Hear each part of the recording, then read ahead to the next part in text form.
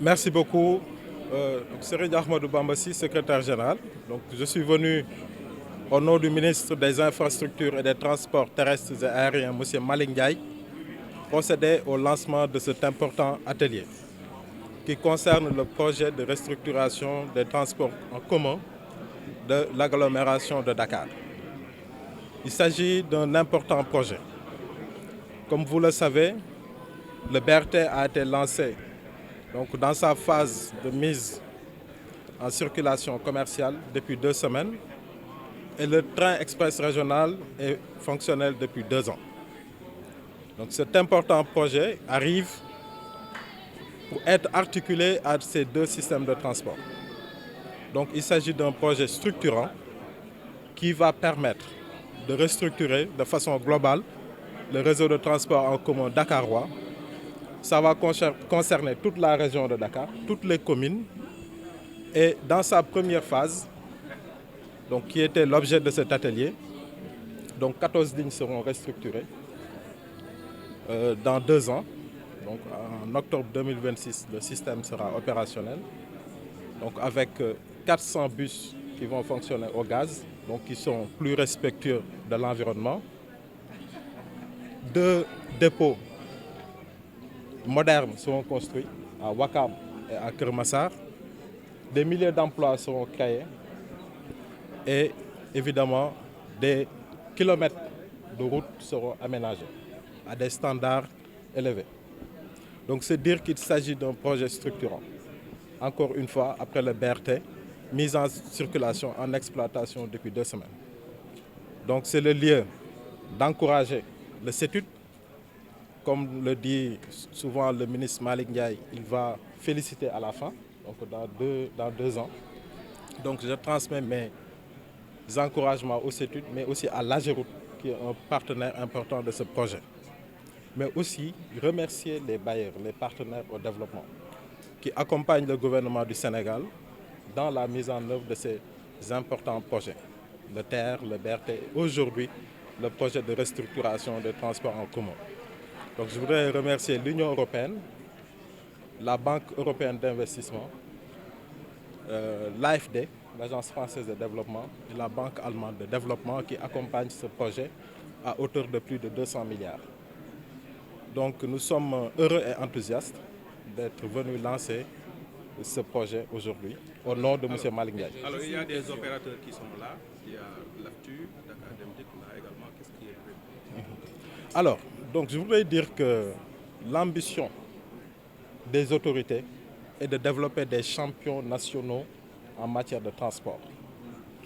Comme vous le savez, dans le cadre du BRT, les opérateurs sont actionnaires. Aujourd'hui, cet actionnariat est porté par le FONSIS, mais à terme, ce sont les opérateurs privés nationaux qui seront actionnaires dans le projet BRT. Et ce projet, je suis heureux de l'annoncer, est un projet qui est fait pour les opérateurs privés et pour la Société nationale Dakar Dem Dikk. L'objectif du gouvernement est de faire des opérateurs privés nationaux, des opérateurs en tout cas qui respectent les standards internationaux en matière de transport. C'est pourquoi dans le cadre de ce projet, il y a un volet important d'accompagnement et de remise à niveau. Et avec la nouvelle direction générale de Dakar Dem Dikk, avec le ministère et l'ensemble des parties prenantes qui sont ici, notamment le CETUD, nous allons réfléchir à un plan de relance de la société Dakar Dem Dikk qui prendra en compte tout ce contexte qui est là et ce projet qui est lancé aujourd'hui. Donc véritablement, c'est un projet qui est fait pour les opérateurs privés et publics nationaux. Merci. Juste une question. Vous venez juste de dire que l'objectif, du moins les attentes, c'est la création de plus de 1000 emplois. Et en mettant en service le réseau, est-ce que vous n'êtes pas en train de détruire les emplois que Dakar Dem Dikk et AFTU ont créés? Parce qu'ils seront obligés de supprimer certaines lignes. Il n'y a pas de suppression de lignes, encore une fois, c'est peut-être une incompréhension. Il s'agit de restructuration et d'optimisation du réseau pour mieux l'articuler avec les systèmes de transport de masse que sont le BRT et le TER. Donc aucune ligne n'est supprimée, il y a une restructuration, une meilleure articulation des lignes qui sera faite. Mais il n'y aura pas de suppression de lignes. On y va en wolof, hein? C'est bon. Alors ci wolof lan moo ñu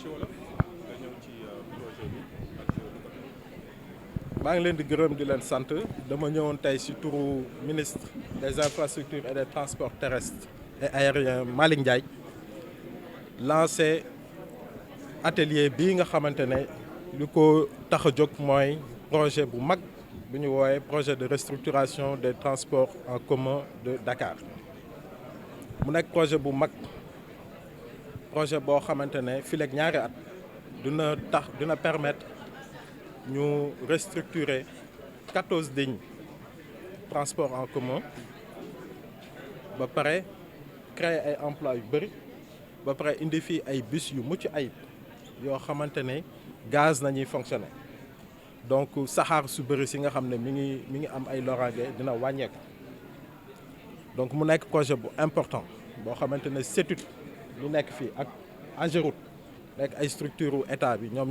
ñoo ko yore.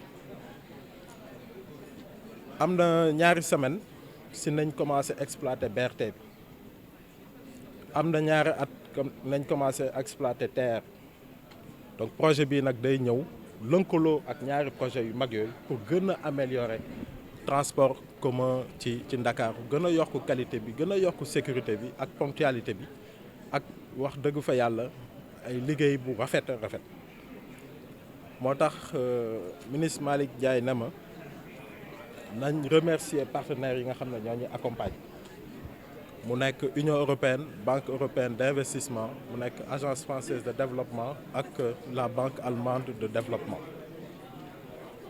remercier leen ndaxte projet bi ñoom dugal nañ ci lu ëpp $200 milliards ci suñuy koppar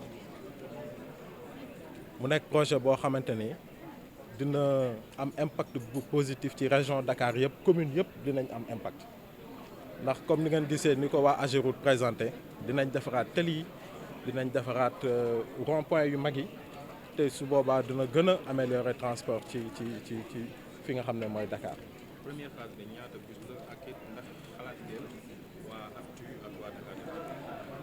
jërëjëf ci question boobu première phase bi dina permettre ñu dugal ci réseau bi 400 bus yu moderne yoo xamante ne comme ni ma ko waxee gaz day fonctionner. te li ma bëggoon a wax mooy projet pour opérateurs yi la muy opérateur privé yi wala opérateur public yi nga xam ne ñoo nekk soit AFTU soit muy Dakar Dem Dikk projet bi seen projet la projet bi ñëwul pour supprimer ay lignes mais dafa ñëw pour defaraat ay lignes ñu gën a méngoog système yi nga xam ne ñu ngi fi muy TER muy BRT mais ñëwul pour supprimer ay lignes mais dafa ñëw surtout aussi pour renforcer leen moo tax projet bi am na composante boo xam ne dafa am renforcement de capacité pour que ñoom ñu mën a joxe ay services de transport yu mucc ay donc projet bi moom projet AFTU la projet Dakar Dem Dikk la te maa ngi leen di xamal ni concernant Dakar Dem Dikk ak direction générale bu bees bi ak ministère ci jamono yi di ñëw dinañ liggéey ci plan de relance compagnie bi parce que gouvernement bi autorités yi lu ñu bëgg mooy ci wàllum transport ñu def ay champions nationaux.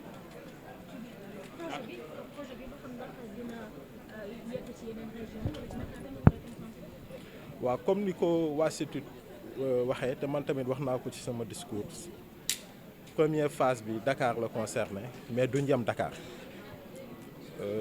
ci jamonoy at yi di ñëw dinañ dem ci région yi parce que dañu bëgg tamit développer transport en commun yi région yi améliorer conditions yi nekk ci région yi parce que tamit comme ni ngeen ko xamee Dakar dëkk bu ndaw la mais daanaka lu ëpp 20% population Sénégal ñi ngi fi donc jaadu na ñu defaraat conditions yi bu baax pour nit yi nu ñu fi nekkee ak nu ñu fiy liggéeyee mais tamit fàttewuñu région yi loolu tax na gouvernement bi jël décision jël ay compétences CETUD élargir ko ci région yi pour que tamit liggéey bu mucc ay bi mu def fii Dakar mu mën ko def ci région yi.